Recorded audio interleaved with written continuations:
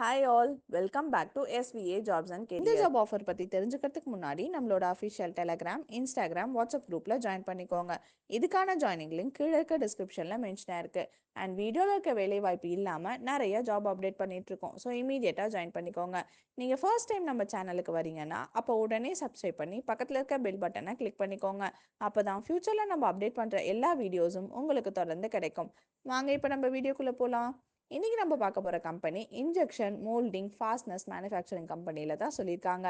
Location வல்லம் சிப்காட் திரிசாபுரத்தில் இருக்குன்னு சொல்லியிருக்காங்க.